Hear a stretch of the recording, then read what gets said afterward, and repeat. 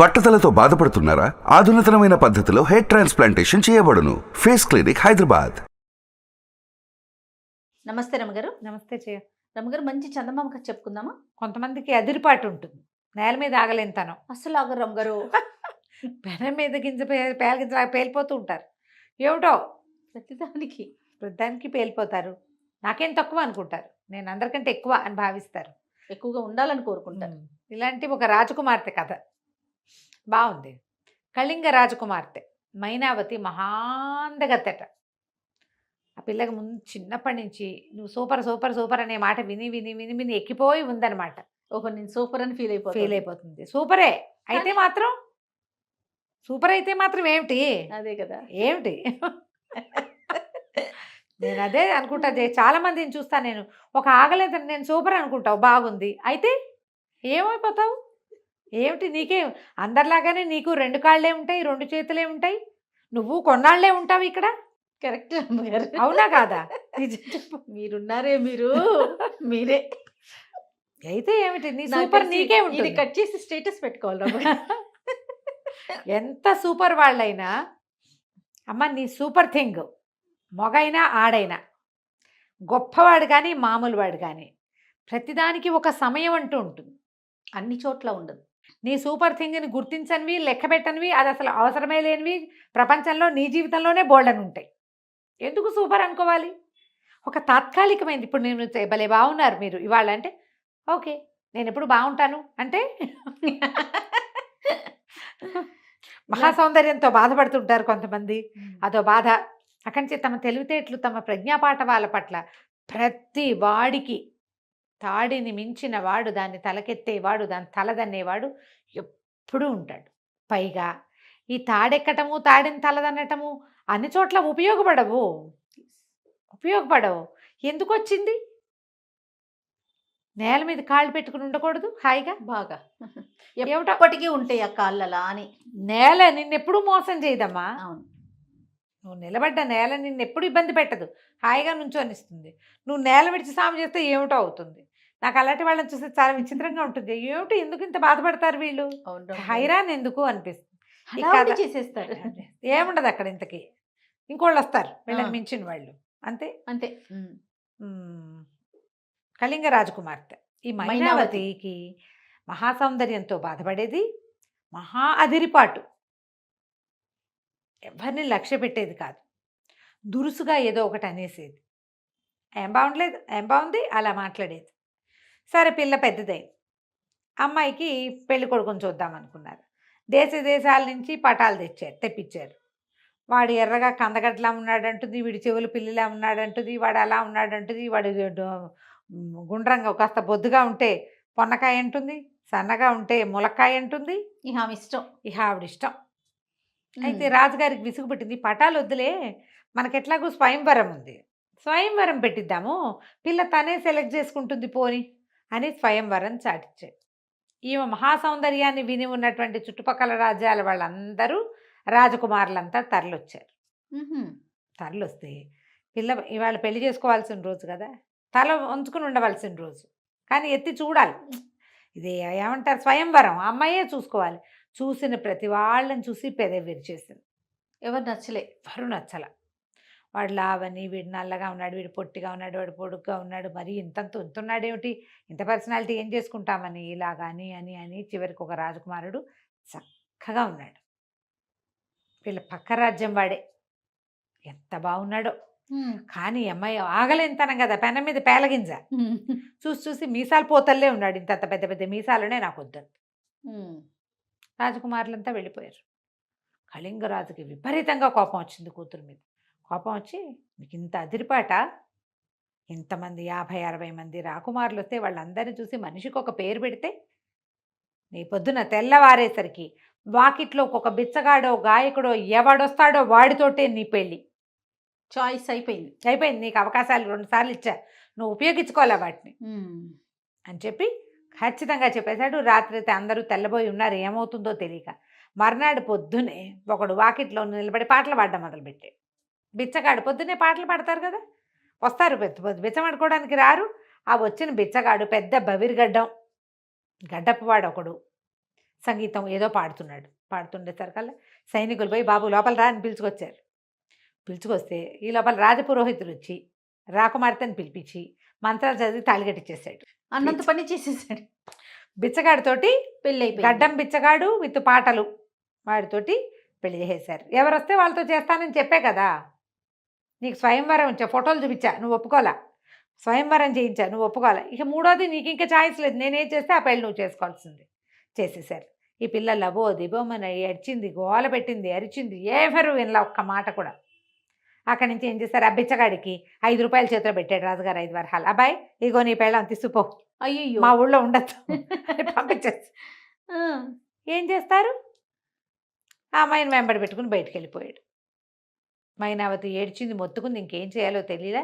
కొంత దూరం నడిచారు. బయట ఊర్లోంచి జనం అంతా నోరు మూసుకూరుకున్నారు. ఇంత అదిరిపాటి పిల్లకి ఇదే అవుతుంది. ఎక్కువసేపు ఆ పెన మీద పేలగింజలా పేలితే ఏమవుతుంది, చివరికి ఎగిరి పొయ్యిలో పడతారు. అంతే. ఇది పడిపోయింది ఇట్లా. అక్కడి నుంచి తీసుకుపోతే ఒక పెద్ద అడవి వచ్చింది. కానీ ఈ అమ్మాయికి ఒకటి అర్థమైంది, వీడు బవిరి గడ్డము బండ గొంతు ఉంది, కానీ వీడంత మొరటువాడు కాదు, మనిషిని సుకుమారుడే ఇతను, ఇబ్బంది పెట్టట్లా పెద్దగా. ఫోన్లో ఇది కొంచెంలో కొంచెం నయం అనుకుంది, అంత మోటుగా ప్రవర్తించట్లా. వెళ్తే ఒక అడవిని దాటారు, అడవిలోకి వెళ్ళారు. ఈ అడవి ఎవరిది, ఏ ప్రాంతంలోది అని అడిగితే మన పక్కన రాజ్యం ఉంది కదా, మీసాలు పోతంటారే, ఆ రాజుగారి రాజ్యం ఇది అని చెప్పాడు. ఆ రాజుగారి పాలనలోకి వస్తుంది అని. అక్కడి నుంచి తీసుకుపోయి ఒక గుడిసెలోకి ప్రవేశపెట్టాడు. ఇదేమిటి ఇక్కడికి తీసుకొచ్చావు అంటే, ఇదే మన ఇల్లు, మా ఇల్లు ఇదే, మనం ఇక్కడే ఉండాలన్నాడు. ఏం చేస్తుంది, ఆ చిన్న పూరు గుడిసెలోకి ప్రవేశించి ఓ చీపురు ఏదో ఉంటే అది పెట్టి అదంతా ఊడ్చి, ఆ పక్కన ఏదో చెరువుంటే ఓ బిందె పట్టుకెళ్ళి అందులో ఇచ్చి నీళ్ళు తీసుకుని కుండతోటి ఇల్లంతా నీళ్లు చల్లుకుని ఇల్లు వాకిలి అంతా మెల్లిగా పొయ్యి వెలిగించి, మరి ఏం చేస్తుంది, ఆకలి కూడా వేస్తోంది. ఎప్పుడో రాత్రి తినది, పొద్దున పెళ్ళయింది, వచ్చేసింది నడుచుకుంటూ. సరే మెల్లిగా అన్నం వండింది, అక్కడ ఏవో బియ్యం పప్పు ఉన్నాయి, వంట చేసుకుంది. సరే అబ్బాయిని తను కూర్చుని అన్నాలు తిన్నాక ఏమన్నాడు, నీకేమైనా పని వచ్చా అంటే నాకేం రాదు అంది. సరే ట్రై చేద్దామని ఏం చేశాడు, ఇంత వెదురు కోసుకొచ్చాడు, వెదురు బుట్టలు అల్లటం నేర్పించాడు. ఇట్ట అల్లాలి, ఇట్ట చీల్చాలి, ఇట్ట బుట్టలు అల్లాలని పెట్టాడు. రాకుమార్తె కూర్చుంది, బుట్టలు ఏమల్లుతుంది రాకుమార్తె, చీరి వేళ్ళన్నీ పుళ్ళైపోయినాయి, అన్నం తినేటట్టుగా కూడా లేవు. ఆ అబ్బాయి అన్నాడు, బిచ్చగాడు అన్నాడు, అమ్మాయి నీకు ఈ పని అయ్యేలాగా లేదు, నీ చేతులు బాచిపోయినాయి, ఇక బట్టలు కట్టుకోలేవు, తలకాయ కూడా దూకోలేవు, ఓ పని చేయి, పక్కన ఎవరో కుండలు చేసేవాళ్ళు ఉన్నారు, కుండలు తెచ్చిస్తాను, మరి కుండలు అమ్ముదువు కానీ, కూర్చుని చేసే పనే కదా, నువ్వు కుండలు చేయక్కర్లా, కుండలు నేను తెచ్చి పెడతానని ఓ 50 కుండలు ఒక బండి మీద వేసుకొచ్చాడు. అక్కడి నుంచి ఏం చేశాడు, ఊళ్ళోకి రాకుమార్తెని తీసుకుపోయి ఓ చోట చాపరిచి, ఇక్కడ కుండలు అమ్ముకురా అని చెప్పి వెళ్ళిపోయాడు. ఆ అమ్మాయి ఆ బండి, తోపుడు బండి తాకొచ్చి అక్కడ పెట్టాడు. ఆ బండి మీద ఉన్నవన్నీ ఆ చాప చక్కగా పరిచి కుండలన్నీ పెట్టి గడ్డం కింద చేపెట్టుకుని కూర్చుంది, ఎవరైనా వస్తారేమని. 2 కుండలు కూడా అమ్మలేదు, కానీ ఈ లోపల పెద్ద గుర్రపు రవ్వుతో ఒకడు వచ్చాడు, గుర్రం వేసుకుని. వాడేం చేశాడు, ఈ కుండల మీదకి పోనిచ్చి కుండలన్నీ తొక్కేశాడు. అది నష్టమే. నష్టం. ఈ అమ్మాయి కుండలు చేసిన వాళ్ళు ఏం చేయాలి, కుండలు పెట్టుకున్న వాళ్ళు కుండల వెనకాల కూర్చోకూడదు, కుండలకి ముందు నుంచోవాలి, ఎవరైనా వస్తే మీద పడిపోకుండా. ఈ పిల్ల ఎక్కడో చోట కూర్చోవటం అలవాటైన పిల్ల పోయి వెనకాల కూర్చుంది, కుండలన్నీ వదిలిపోయినాయి. నువ్వు చెప్పలేదుగా అన్నాడు ఆ గుర్రపు రవ్వుతో. ఏం చేస్తుంది, వాడు ఏదో చేస్తారని అవి పెట్టుకుని సైనికుడు, వాడిని ఏమంటుంది, వికమహం వేసుకుని సాయంత్రం చాప చోటు సంకలు పెట్టుకుని ఇంటికి వచ్చింది. ఏవి డబ్బులు అన్నాడు, ఏం చేయను, మొత్తం అన్నీ పగిలిపోయినాయి, ఇట ఎవరో తవ్వేశారు, తన్నేసేసాడు అంటే. సరే ఏమన్నాడు, సరే నీకు ఈ పని వల్ల కావట్లేదు, పోనీ ఏదో కొంచెం వంట వచ్చింది కదా, నీకు వచ్చు కదా, వండుతున్నావు కదా, రాజుగారి వంటశాలలో ఏదో ఒక పని చేద్దుగా అని చెప్తే బిక్కమొహం వేసుకుంది. ఇది ఈ రాజ్యం ఎవరిది, తను వద్దనుకున్న మీసాల పోతు రాజుది. ఓహోహో, వాళ్ళ వంటశాలలో పనిచేయటం ఏమిటి నేను, కానీ మరి నాకు ఇంకో దిక్కేది, నాన్న లేడు, ఇల్లు వాకిలి లేవు, రాజ్యం లేదు, భోజ్యం లేదు, వీడెవడో బిచ్చగాడు మొగుడు. సరే తీసుకుపోయి, నాకు అక్కడ వంట వాళ్ళు చాలామంది తెలుసు, అక్కడ పెట్టిపిస్తానన్నాడు. సరే లోపల వెళ్ళింది, అక్కడ కూరగాయలు తరగటము అట్లా వంగి పని చేయటం మెల్లిగా మొదలుపెట్టింది. రోజు సాయంకాలం అయ్యేసరికల్లా ఏవో భక్ష్యాలు అవి ఇవి ఇచ్చేవాళ్ళు, అవి ఫోన్లో మూట కట్టుకుని కొంగులో ఇంటికి తీసుకొచ్చేది, భర్తకు పెట్టేది. 10 రోజులు ఏమో గడిచింది. 10 రోజుల తర్వాత పెద్ద పెళ్లి సన్నాహం జరుగుతోంది. ఎవరిదో పెళ్ళి, ఆ మీసాలు పోతుందే పెళ్ళో ఎవరిదో తెలీదు, కానీ పెళ్లి సన్నాహం జరుగుతుంది. బోల్డ్ పిండి వంటలు ఉండేరు. అక్కడి నుంచి వంట చేస్తున్న ఒక అతను ఉన్నాడు లోపల. అతనికి ఈ అమ్మాయి సహాయంగా ఉందన్నమాట. ఏమన్నాడు, సరే సాయంకాలం అయ్యేసరికల్లా ఈ అమ్మాయి పిండి వంటలన్నీ మూట కట్టుకుంది, కొంగులో పెట్టుకుంది, వెళ్ళొస్తాడంటే ఏమన్నాడు, మరి పెళ్ళి కదా, బోళ్ళు దీపాలు అవి పెడతారు, ఎంత బాగుంటుందో, చాలా విద్యుత్ దీపాలు అవి అలంకరిస్తారు. చూద్దాం రా, చూసాక వెళ్ళొచ్చులే, ఏమంత చీకటి పడిపోయింది, రా రా అని మామయ్యని వెంబడబెట్టు తీసుకెళ్ళాడు. ఓ సభా మండపం, బోళ్ళని చిత్ర విచిత్రాలు లేని దీపాలు అవి వెళ్ళాడేశారు. లోపల నుంచి గానా కచేరీ వినపడుతుంది, సంగీతాలు అవి వినిపిస్తున్నాయి.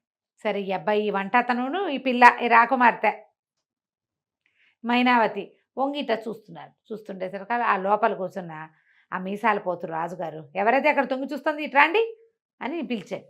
పిలిచేసరికి ఏం చేయాలి, బిక్కమొహం వేసుకుంది. ఒట్టిగా చూస్తే ఎట్లా, నాట్యం చేసి వెళ్ళమనండి అన్నాడు. రాకుమార్తెకి నాట్యం వచ్చు. అక్కడి నుంచి ఏం చేసింది, వాళ్ళు ఏదో సంగీత కచేరీ చేస్తుంటే మెల్లిగా వాళ్ళు వెళ్ళమన్నారు. వంట ఆయన అన్నాడు, వెళ్ళవమ్మా వెళ్ళు, లేకపోతే ఏం శిక్షలు పడతాయి ఏమిటో, ఆయనదే పెళ్ళో ఏమిటో ఇది, వెళ్ళమ్మా అన్నాడు. సరే, కొంగు దొప్పుకుని ఉందిగా, స్వీట్లు పెట్టుకుంది. అక్కడికి వెళ్ళి నాట్యం చేయటం మొదలుపెట్టింది. చూస్తున్నారు అందరు, బాగా చేస్తుంది, చక్కగా నాట్యం చేస్తుంది. వాళ్ళు ఎవరు గుర్తుపట్టలేదండి. నాట్యం చేస్తే ఎవరికి తెలుసు, రాకుమార్తె నాట్యం చేసింది. ఈ లోపల ఏమైంది, ఆ నాట్యంలో భాగంగా గిర్రుని తిరిగేసరికి ఈ కొంగంతా ఊడిపోయి ఆ మొత్తం స్వీట్లన్నీ కింద పడ్డాయి. పడంగానే ఆ పిల్ల పిచ్చిగా అవమానపడిపోయింది. రాకుమార్తె కదా, ఏదో ఇంకా కష్టపడితోంది, ఏం చేస్తుంది, అంత అదిరిపడకుండా ఉండాల్సిందని తెలిసింది. బయటికి పరిగెత్తుకుంటూ వచ్చేసరికి వెనకాల నుంచి వచ్చి ఆ మీసాల పోతు గట్టిగా పట్టుకున్నాడు అమ్మాయిని. పట్టుకుని, ఎక్కడికి వెళ్ళిపోతున్నావు, తెల్లవారితే మన పెళ్ళి, ఇక్కడే ఉండు అనేసరికి అమ్మాయిని నిర్ఘాంతపోయింది. అయ్యో, మీరు ఎవరు అనుకుంటున్నారో, కాదండి, నా పెళ్ళి అయిపోయింది, నేను నా భర్తతోటే ఉన్నాను 10 రోజుల నుంచి, స్వయంవరమైన మర్నాడే నా పెళ్ళయింది, నన్ను వదిలిపెట్టండి, మా ఆయన నా కోసం వెయిట్ చేస్తుంటాడు, వెళ్ళిపోతానండి అనేసరికల్లా పక్కపక్కన బెడ్, నువ్వు నన్ను గుర్తించలేదు, గొంతు మార్చేసరికల్లా, నేను పెళ్లి చేసుకున్న గడ్డం వాడిని నేనే, గుర్రపు రౌతుని కూడా నేనే, నీ కుండలని పగలగొట్టిన వాడిని, నీకు అంత అదిరిపాటుగా ఉన్నావు నువ్వని అది తగ్గించడానికి మీ నాన్నగారితో మాట్లాడి పొద్దున్నే వచ్చి నేను పెళ్లి చేసుకున్నాను. అక్కడ ఏదో ఓం అని పెళ్లి చేశారు, ఇక్కడ రాజుకు తగిన పెళ్ళి అవుతుంది, రారా నువ్వు తగ్గేవు, అదే కావాలి నాకని చెప్పి ఆ అమ్మాయిని అంతఃపురంలోకి తీసుకెళ్ళాడు. బోళ్ళంతమంది చెలికత్తులు వాళ్ళు ఉన్నారు, చక్కగా స్నానం చేసి అలంకారం చేశారు. తర్వాత ఎంతకాలమో ఆ రాజ్యానికి మహారాణిగా చాలా మంచి పేరు తెచ్చుకుందట మైనావతి. అదిరిపాటు ప్రవర్తన మంచిది కాదు. అంతే. కథ కంచికి మనం ఇంటికి. నమస్తే రమ్మగారు. నమస్తే జయ. సుమన్ టీవీలో మీ పర్సనల్ అండ్ బిజినెస్ ప్రమోషన్స్ కోసం కింది నెంబర్కి కాంటాక్ట్ చేయండి.